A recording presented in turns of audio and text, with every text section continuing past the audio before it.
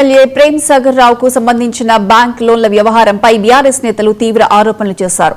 Bypass రోడ్లోని ఓ private హాల్లో నిర్వహించిన సమావేశంలో బీఆర్ఎస్ రాష్ట్ర నాయకుడు విజిత్ రావు పవర్ ప్రెజెంటేషన్ ఇచ్చారు. కార్యక్రమానికి పార్టీ రాష్ట్ర ప్రధాన కార్యదర్శి ఆర్ఎస్ ప్రవీణ్ కుమార్ తో పాటు పలువురు జిల్లా నాయకులు హాజరయ్యారు.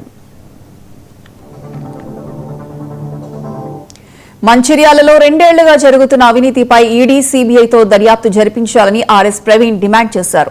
లిక్కర్ మాఫియా, ఇసుక దందా, భూ కబ్జాలు, ఐటీ హబ్ పేరుతో జరిగిన అక్రమాలపై విచారణ అవసరమన్నారు.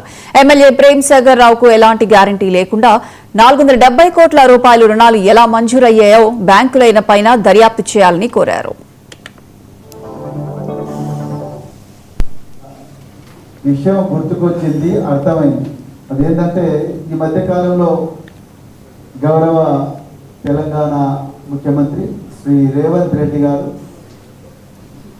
ఉపాధ్యాయులను ఉద్దేశించి ఒక సదస్సులో మాట్లాడుతూ వారు ఏమన్నారంటే, ఇంజనీరింగ్ చదవడం క్రిమినల్ వేస్ట్ ఆఫ్ టైం అని అన్నారు. మీ అందరు కూడా గుర్తే ఉంటుంటుంది.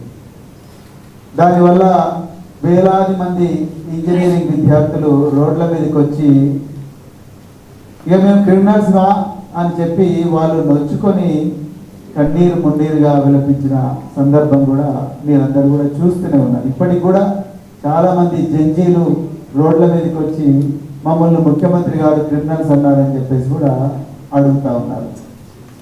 మరి రేవంత్ రెడ్డి గారు ఎందుకు ఇంజనీరింగ్ చదవడం క్రిమినల్ వేస్ట్ అని అన్నారో ఇప్పుడు నాకు అర్థమైంది.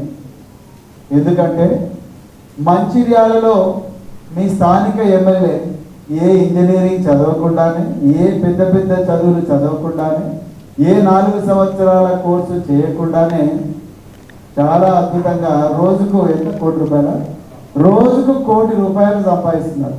Power point